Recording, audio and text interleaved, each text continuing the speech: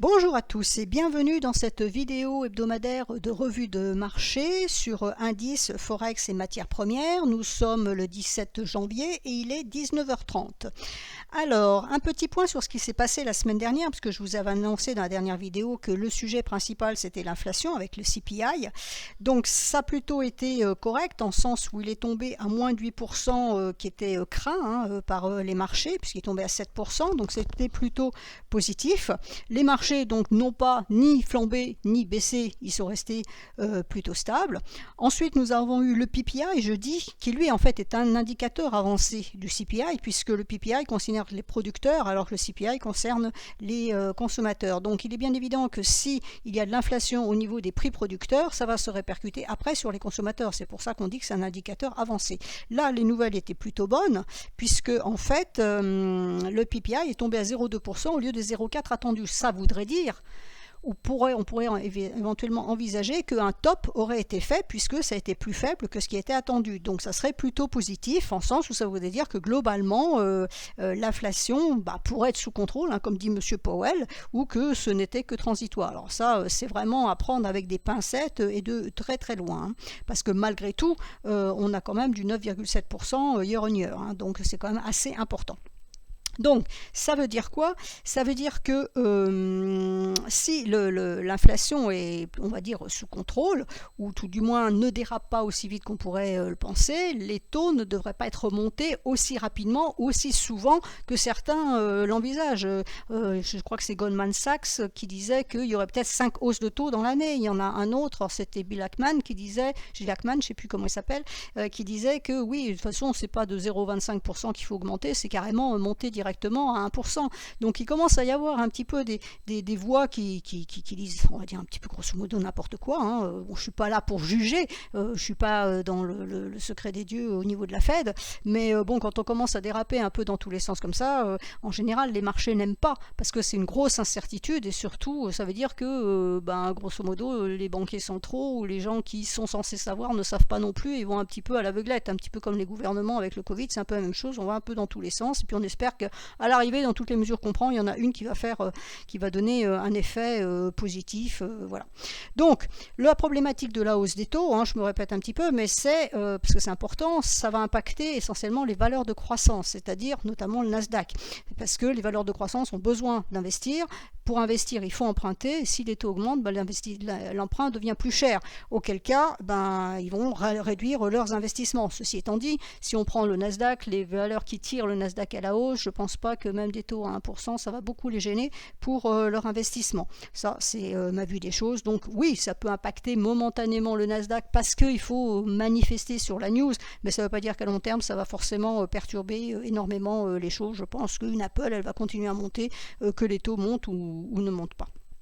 Donc voilà, ça c'est la première inquiétude, les taux, comment ça va monter. Donc la semaine prochaine nous avons la Fed qui va, est-ce qu'elle va monter les taux dès la semaine prochaine? Là effectivement ça pourrait peut-être secouer les marchés. Alors ça peut secouer les deux chances, c'est-à-dire ça peut dire oui c'est super parce que la Fed prend en considération le fait qu'il y a un problème avec l'inflation et il préfère agir maintenant, même si le tapering n'est pas terminé, de façon à enrayer les problèmes, pour éviter d'être dans la catastrophe et d'être obligé d'agir dans l'urgence. Donc ça peut être pris d'une façon positive, comme ça peut être aussi pris d'une façon négative en disant oulala, si la Fed intervient, c'est parce que c'est la cata et donc les marchés pourraient vendre. Donc il y a une très grosse incertitude sur les marchés.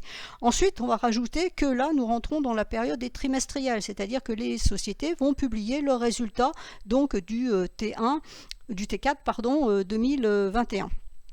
Alors, c'est pareil, est-ce que c'est bon, est-ce que c'est pas bon? Quelles sont les attentes? Les attentes ont été en général un peu revues à la baisse. Est-ce que, donc si ça tombe mieux, oui, mais comme on a revu à la baisse, si ça tombe meilleur, est-ce que c'est vraiment un chiffre qui est à prendre en considération ou pas? Est-ce que c'est vraiment une réalité? Quelles sont les perspectives qui vont être annoncées par chaque entreprise? Puisqu'il y a le chiffre qui tombe et après, les entreprises annoncent aussi leurs perspectives pour l'année à venir. Donc, qu'est-ce qu'elles en pensent? Là, on va rentrer avec la problématique 1, toujours des taux, et 2, la pandémie. La pandémie, pour le moment, n'est pas terminée. On a vu qu'il y avait des problèmes au niveau de l'approvisionnement, il y a des problèmes au niveau de l'emploi, parce que, alors, il y a les entreprises qui ne trouvent pas soit des gens employés parce que les gens ne veulent plus travailler dans les métiers qui sont peu reluisants, et puis il y a ceux qui travaillent mais qui ont le Covid et qui sont obligés de rester chez eux, et donc voilà, ça perturbe un peu tout ça. Donc voilà, tout ça pour dire que c'est très compliqué. Alors les résultats principaux, nous avons eu donc 3 banques à la fin de la semaine qui ont été plutôt mitigés, c'est pas non significatif on va dire. Mardi nous aurons Goldman Sachs, ça c'est une des plus grosses, qui tombe avant l'ouverture mardi, donc le marché va réagir mardi. Ensuite nous avons dans les semi-conducteurs ASML qui va tomber mercredi avant ouverture, même chose, ça sera pris en compte tout de suite par le marché. Par contre on aura Netflix, tout à fait autre chose, jeudi after close, donc après clôture, et là qui sera plutôt prise en compte donc le vendredi puisque ça tombe jeudi. Voilà, donc pour moi, les marchés risquent d'être un petit peu chahutés. Pour le moment, c'est neutre. Vous avez un graphique à l'écran là sur le S&P. Vous voyez que question neutralité, ça ne peut pas être plus neutre. Vous avez là, c'est la semaine dernière, donc on a clôturé pile sur la Tenkan. Il y a eu de la volatilité puisqu'on est monté, on est descendu, donc il y a eu de la volatilité, mais globalement, on a fini sur la Tenkan. Là, pour le moment, on démarre sur la Tenkan, non significatif aujourd'hui puisque ce sont les futurs et que le marché américain était fermé, donc on ne va pas en tenir compte. Mais vous voyez qu'on peut avoir une possibilité d'aller chercher effectivement la Kijun hebdomadaire ici à 4500, on va dire à 4532 exactement, mais je préfère prendre ce plat ici à 4515. On pourrait aller chercher ce niveau-là. Ça ne m'inquiéterait pas du tout et ça ne remettrait pas du tout en cause la tendance haussière. Quand on regarde en journalier, voilà, on est sur, on a la Kijun journalière ici. Vous voyez qu'on peut descendre ici jusqu'au 4618. On a le nuage après en support. Voilà ma Kijun hebdomadaire qui est là en bas. Donc il faudrait attaquer le nuage. Le nuage, c'est une zone de support, donc c'est pas dit que ça se fasse. C'est pour ça que tout ce que je viens de vous raconter en introduction d'un point de vue macro va déterminer un petit peu ce qui va se passer sur les indices. Si je prends donc le Nasdaq, voilà, en journalier, tout est dit. Il est en train de travailler ici une zone d'équilibre qui est le nuage, qui est relativement épais. Ça tente à chaque fois de baisser. On a eu cette baisse ici le 13 janvier. On pouvait penser qu'enfin ça donnait un signal baissé, c'est-à-dire de correction un peu plus profonde. À l'arrivée, c'était invalidé le 14 janvier. Bon, là aujourd'hui, on n'en tient pas compte. Mais vous voyez qu'on est en train de travailler cette Kijun hebdomadaire qui est sur le même plan que cette SSB, sur le bas du nuage. Donc c'est vraiment un niveau qui est fort de moyen terme. Voilà ce que ça donne en hebdomadaire. Donc en hebdomadaire, on a bien cette tendance haussière. Vous voyez que là, ici, ça a tenu, ici, ça a tenu, ici, ça a tenu, ici, ça a tenu. Et là, on travaille la zone. Donc, qu'est-ce qui va se passer justement avec les résultats cette semaine. Alors pour tout ce qui est gamma, puisque maintenant on ne parle plus des GAFA vu que Facebook est devenu Meta, donc les gamma ça va tomber la semaine prochaine, donc on va avoir les résultats, et la semaine prochaine il y aura aussi le FOMC et donc les taux d'intérêt. On va avoir deux conjonctions de deux news importantes la semaine prochaine qui vont envoyer le Nasdaq en bas ou en haut. Est-ce que c'est bien pris par le marché? On repart, et auquel cas voilà, on a testé la Kijun, le support hebdomadaire tient et on repart comme ici, on est reparti, la tendance haussière est toujours pérenne. Voilà, c'est là où, pour le moment, quand je dis les marchés sont incertains, c'est vraiment dans ce sens-là que je veux le dire. Ensuite, le DAX au niveau européen, donc j'ai émis l'hypothèse d'un double top ici, en journalier, en hebdomadaire, c'est la même chose, et pour le moment, ça sera validé quand on cassera la ligne de coup, mais pour le moment, effectivement, on est bien dans le cas d'un double top. C'est complètement neutre entre la Tenkan à 15 994 et la Kijun ici à 15 663. Donc même chose, si les résultats déçoivent le marché, ou le marché appréhende les résultats de façon négative, parce qu'il y a aussi des résultats dans les entreprises allemandes, françaises, etc. Il n'y a pas que les États-Unis. Le support ici est à 15 660, donc on peut très bien aller chercher ce niveau-là. Après, ça va devenir un petit peu dangereux parce que vous voyez qu'on a de la faiblesse. La Kijun hebdomadaire est là, mais ici on a du passage faible. Donc attention, si les nouvelles étaient vraiment mauvaises, ça pourrait passer. Et là, à ce moment-là, on pourrait être passé en renversement de tendance à court terme. Voilà, en hebdomadaire, ce que ça donne, on a la Kijun qui est bien ici et on pourrait avoir un double top à ce niveau-là. Donc ça va être à surveiller. Et enfin, je finirai par le SMI. Alors le SMI, reprend sa hausse pour le moment. Alors c'est plutôt positif, puisque la Tenkan a tenu en support, ça veut dire qu'il n'y a absolument pas d'alerte baissière à moyen terme, puisqu'on est resté au-dessus de la Tenkan, mais on a déjà la médiane intermédiaire ici en résistance, donc ça va être neutre entre ces deux niveaux. Si on arrive à repasser cette médiane intermédiaire à 12,683, à ce moment-là on pourra envisager de la hausse pour ce niveau-là. Contrario, évidemment, si on cassait la Tenkan à 12,540, à ce moment-là ça serait la borne basse de la fourchette, voire la Kijun hebdomadaire. Donc voilà, c'est un petit peu difficile de trancher et de dire c'est haussier ou c'est baissier, c'est l'incertitude complète. Il va falloir avoir des informations un peu plus précises. Alors ensuite, dans les autres nouvelles de la semaine, demain matin, très tôt évidemment pour l'Europe, il y aura la BOJ, donc la Banque du Japon, qui va donner justement sa politique monétaire. Et est-ce qu'elle va monter elle aussi ses taux, comme l'a fait la Banque d'Angleterre en décembre, ou est-ce qu'elle va rester neutre pour le moment? Et elle va donner surtout sa guidance, ce qu'elle peut attendre, qu'est-ce qu'elle envisage de faire, etc. Donc là, sur le niveau Forex, on va regarder les paires en yens. Alors les paires en yens, pour le moment, le yen est baissier, donc les paires en yens sont en train de remonter, mais si on regarde le dollar yen par exemple, on voit qu'on a une Kijun ici en résistance à 114,76, donc il va falloir surveiller ce niveau. Si on arrive à casser à ce moment-là, on va redonner un signal d'achat. Vous voyez que la lagging span n'a pas cassé sa Kijun, donc les prix donneraient techniquement parlant un signal baissier, puisque on est sous la Kijun. Par contre, la lagging span ne valide pas, puisqu'elle reste au-dessus, donc pour le moment, voilà, c'est neutre. Si on casse ce niveau-là, on pourra espérer de la hausse. Par contre, si la lagging span repasse ici, alors il va y avoir des problèmes, il va y avoir du support parce qu'on a des prix, on a le nuage. Ici, par contre, on va avoir un nuage faible, donc on pourra avoir de la baisse. Si on regarde, je ne sais pas, la UD-Yen, voilà, sort de son nuage, donc pour le moment donne une idée haussière, mais on voit bien quand même qu'on est dans une correction, donc la baisse peut aussi reprendre. On a la Kijun ici en support journalier, la Kijun hebdomadaire en double support, donc à mon avis ça devrait tenir quand même, parce que voilà, c'est des supports qui sont forts. Il n'y a que le GBP-Yen qui lui n'a absolument rien, donc c'est plus embêtant en sens où effectivement il s'accroche comme on dit au manche du pinceau. Là en l'occurrence c'est à la Tenkan.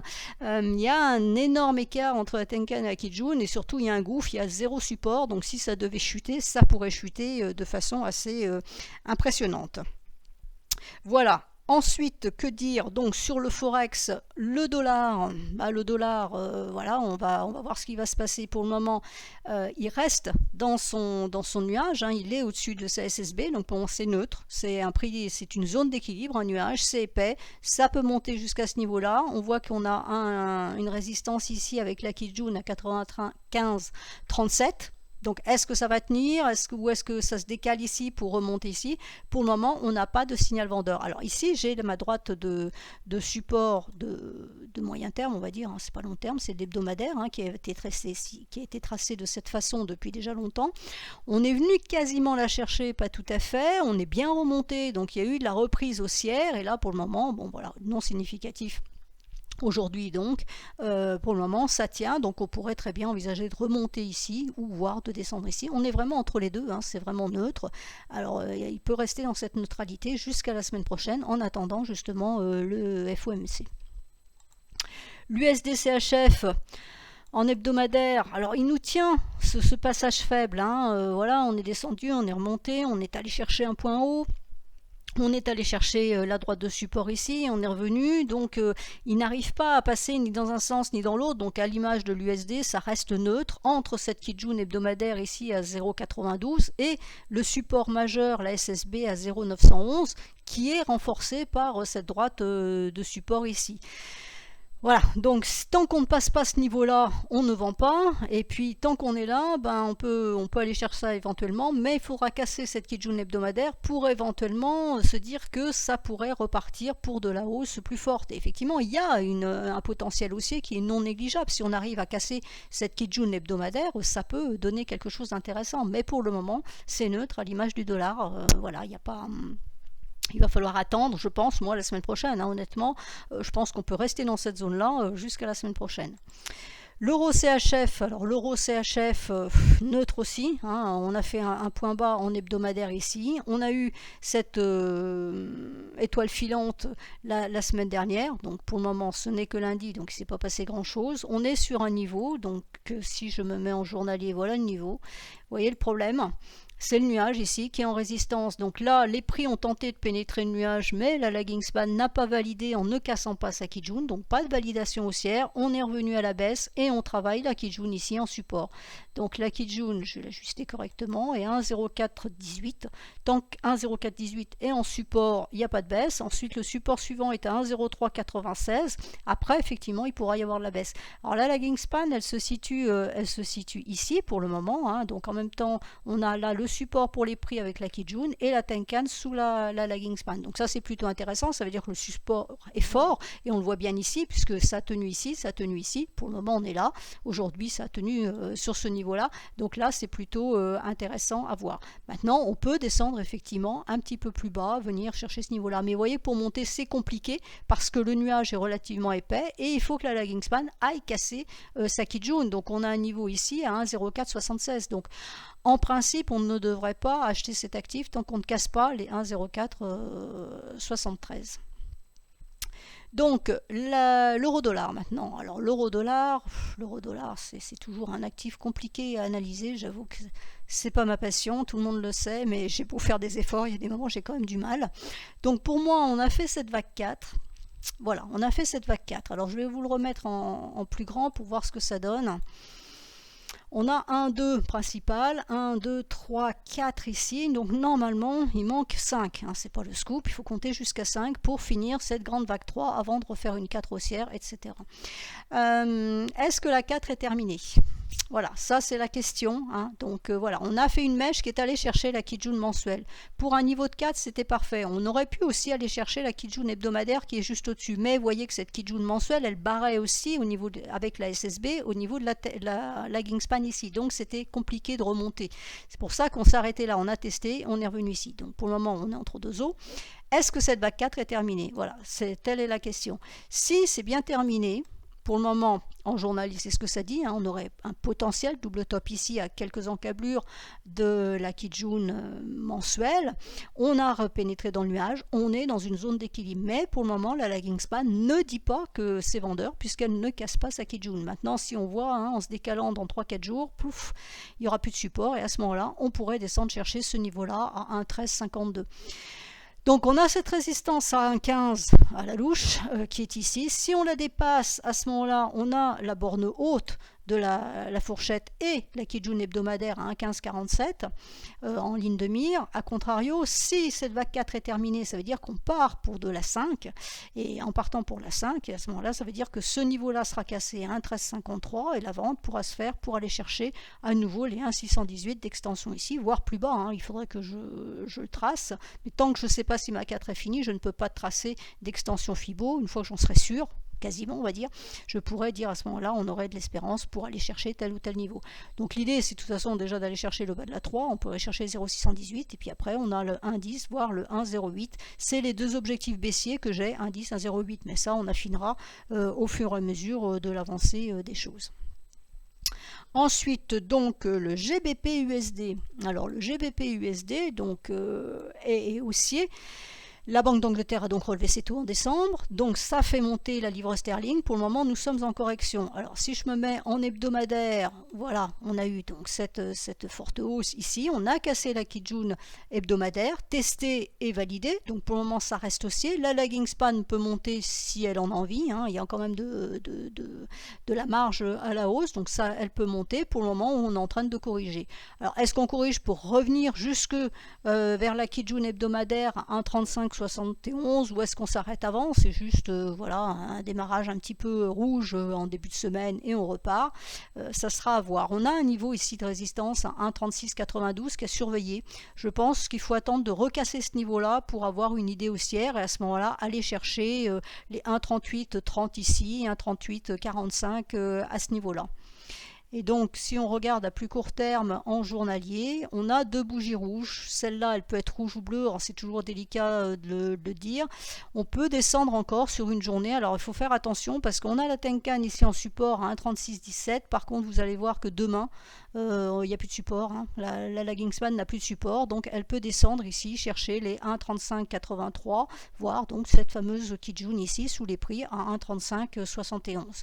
Par contre, si on avait un rebond sur ce niveau-là, à ce moment-là, il faudrait recasser le niveau ici des 1,3694 pour envisager plus de hausse. Et vous voyez que le niveau principal serait à 1,3831.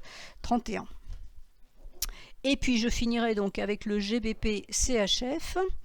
Le GBP CHF tient sa Kijun hebdomadaire. Donc vous voyez que sur le GBP USD on peut aller chercher, par contre là ça tient. Alors on a une information contraire, c'est pour ça que je voulais vous le montrer, parce qu'on a la Kijun ici hebdomadaire qui est en support, qui tient, alors qu'on a une SSB journalière qui n'est pas très loin, donc logiquement on devrait aller le chercher.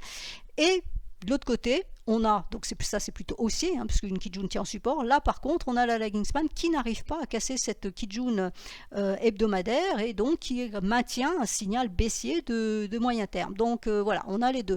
Donc j'ai envie de dire, pour le moment c'est neutre, on ne fait rien. Si on arrivait à repasser au-dessus de 1,255 ici, à ce moment-là, ça voudrait dire que la hausse reprendrait. Si on casse la Kijun ici hebdomadaire à ce niveau-là, donc à 24,80, à ce moment-là, on aurait ce support-là à 24,52. Ça serait bien de ne pas enfoncer les 24,52 parce qu'à ce moment-là, on irait chercher les 1,2382, ce qui commencerait à faire un petit peu bas. Donc voilà, ça c'était surtout pour vous montrer d'un point de vue technique ce qu'on pouvait voir. Enfin, je terminerai par les commodities. Alors les commodities, on a quelque chose d'intéressant sur le CRB. J'avais dit la semaine dernière, attention, on pourrait peut-être être en train de faire un double top ici et donc partir à la baisse. Alors a priori, à la vue de ce qui se passe aujourd'hui, le double top est invalidé, puisque voilà, le double top il était potentiellement ici et là on est en train de dépasser. Ça voudrait dire donc que cette tendance de long terme, enfin de moyen terme sur un graphique hebdomadaire est toujours pérenne. Donc on est venu chercher la Kijun, on a rebondi, on a recassé la Tenkan, donc invalidé l'idée baissière et on est en train de repartir. Et donc on pourra aller chercher les 21,20 qui est un niveau mensuel si je ne m'abuse. Voilà, c'est le niveau de Kijun mensuel qui est ici. Vous voyez que là, pour le mois de janvier, la bougie elle est fortement haussière. Bon, je ne veux pas faire de pronostic parce que c'est pas mon style, mais je pense que peut-être d'ici la fin du mois, il reste encore 2 semaines de trading, il ne serait pas improbable qu'on aille chercher ce niveau ici. Voilà, ça c'est un petit peu dans l'idée du CRB qui est fortement haussier. Alors maintenant, qu'est-ce que ça donne sur certaines commodities? Donc le pétrole en mensuel, vous voyez qu'il est haussier. Alors je vais redescendre quand même d'unité de temps. En hebdomadaire, même chose. Voilà, en journalier, il est là notre pétrole. Alors, on a cassé la droite de tendance de sommet ici. On a fait le test de cassure qui pour le moment a l'air d'être validé puisque on est en train de remonter. Donc on est redescendu chercher la droite et c'est en train de remonter. Maintenant la lagging span, elle est toujours sous la droite de tendance, donc elle ne casse pas. Il faut casser ce niveau-là. Donc je vous ai mis un trait ici à 84,17. Si on casse les 84,17, à ce moment-là c'est le dernier point haut en ligne de mire ici, 85,35. Et puis après on ira chercher plus haut, on a 90,52. Mais déjà il faut arriver à négocier ces résistances entre guillemets. D'abord la lagging span, ensuite le dernier point haut et après on raffichera donc la poursuite de la tendance haussière sur le pétrole. L'or ne fait rien, c'est désespérant de chez désespérant. Pour ceux qui traitent l'or en tout cas. La lagging span est sous la Kijun, donc ne valide pas de hausse. Là, les bougies ne font rien. On a un gouffre ici, donc attention, parce que la lagging span peut descendre, mais les prix aussi. En plus, ici, on a du nuage faible. Ça ne veut pas dire qu'on va nécessairement y aller, mais c'est un danger qui est présent, dont il faut tenir compte. Maintenant, si on casse effectivement les derniers points hauts, à ce moment-là, il y aura plus de hausse pour aller chercher les 1880, mais pour le moment, c'est vraiment neutre de chez neutre. Vous voyez, même la bougie, bon, aujourd'hui, peut-être pas très significative, mais enfin, on est pile sur le niveau ici. La lagging span, elle est pile sur sa Kijun. Alors, elle peut monter un petit chouïa demain à 1820, voilà, la belle affaire. Mais si tant qu'elle ne cassera pas, elle ne validera pas plus de hausse. L'argent est tenu à la baisse par, du moins on l'empêche de monter, on ne va pas dire que c'est de la baisse, ça empêche de monter avec le nuage qui est en résistance ici et la SSB qui est au-dessus de la lagging span. Vous voyez que ça a tenu ici en résistance et on a la même résistance ici à 23,18. Donc voilà, ça a été touché hein, quasiment, on est presque allé le chercher. On a le nuage en résistance et le nuage est épais ici hein, et plus ça va aller, plus il va être épais, plus ça va être difficile à casser. Donc je ne suis pas forcément très optimiste sur le silver. Pour moi c'est neutre entre 23,45 et 22,44 qui correspond à la Kijun ici en support. Si on cassait ça, là ça serait toujours les 21. Pour moi c'est toujours en ligne de mire, d'autant que si effectivement il y avait hausse des taux, ça ferait monter le dollar et par conséquent si le dollar monte, et ben le silver baisse. Voilà, donc je pense avoir fait le tour de la question. Donc pour résumer les choses, les marchés sont indécis, sont incertains, donc point de vue trading, faites bien attention, mettez vos stops, respectez bien les niveaux d'invalidation, ne restez pas dans le marché plus que nécessaire puisqu'il y a un certain danger. Donc on va surveiller avec attention les résultats des trimestriels cette semaine, mais surtout la semaine prochaine. On va déjà voir comment cette semaine les choses sont prises en ligne de compte. J'ai oublié de vous dire que pour le pétrole, les stocks ne seront pas mercredi mais seront jeudi puisqu'aujourd'hui c'est férié aux États-Unis, donc ça décale d'une journée. Donc faites attention à cela. Et puis voilà, je pense que vous avez tout ce qu'il vous faut pour cette semaine, que je vous souhaite excellente. Et si vous voulez avoir les mises à jour de ce que je dis dans cette vidéo, vous pouvez me suivre sur mon compte Twitter, @KarenPelloal. Tous les jours, je mets des analyses. Alors maintenant, en fin de journée, parce que j'ai 6 heures de décalage horaire, mais sinon, je mets des analyses tous les jours pour voilà, faire des updates quand il se passe quelque chose sur les actifs dont je vous ai parlé. Voilà, je vous souhaite à tous une excellente semaine et je vous dis donc à la semaine prochaine.